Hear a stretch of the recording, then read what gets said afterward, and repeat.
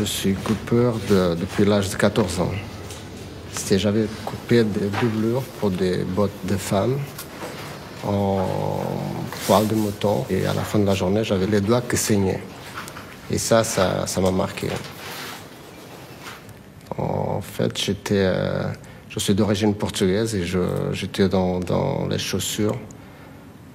Parce que mon père, il était dans la chaussure, donc j'étais dans la chaussure, je suis lié au cuir depuis toujours. Je pense que c'est la matière. La matière. Quand on l'aime et quand on est né dedans, baigné dedans, même si ça fait un peu mal, on l'aime toujours. C'était que le début aussi. Et ça, je l'avais bien compris, nous.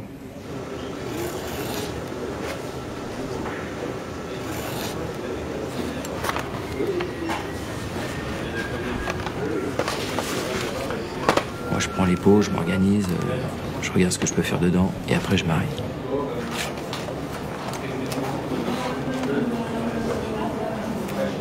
C'est un coup d'œil, quoi. Moi, je regarde, ça, je sais que je passe, ça, c'est un dos, ça, c'est un devant, rabat, soufflé. Après, à expliquer, c'est difficile pour quelqu'un qui connaît pas. Il va dire, il est fort. Non, c'est pas que je suis fort, c'est que c'est mon métier. Avec l'entraînement, enfin entraînement si on peut appeler ça de l'entraînement, c'est à force de faire, on s'améliore et c'est le but. Et après, ça vient naturel. L'autre, c'est trop foncé. Chaque peau est différente, le regard est différent. En fin de compte, une peau, je la lis. Ah non, ça se voit. Non, celui-là, il est bon.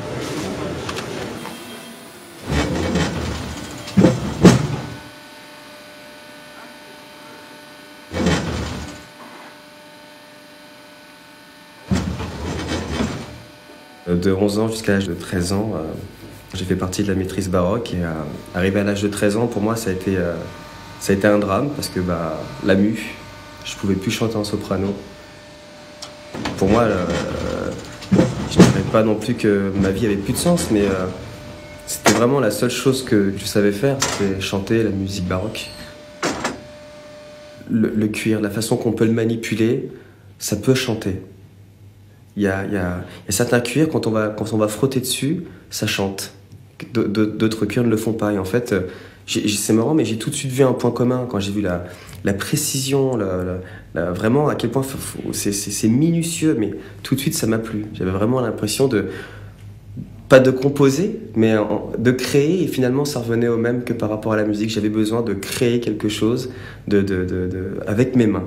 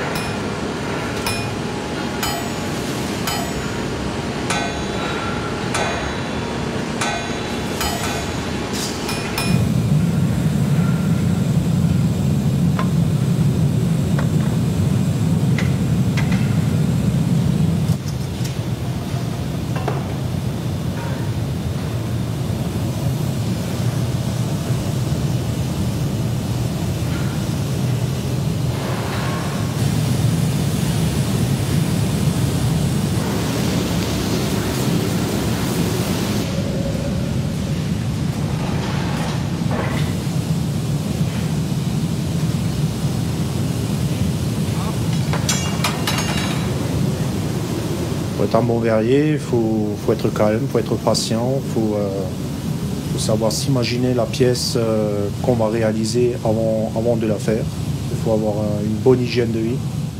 Donc bien se nourrir, bien se reposer. Il faut savoir débrayer quand il le faut. Quand on sort de l'usine, il faut savoir faire le vide, changer un peu de façon de voir les choses, aller se promener en forêt, aller à la pêche, jouer au foot, voilà.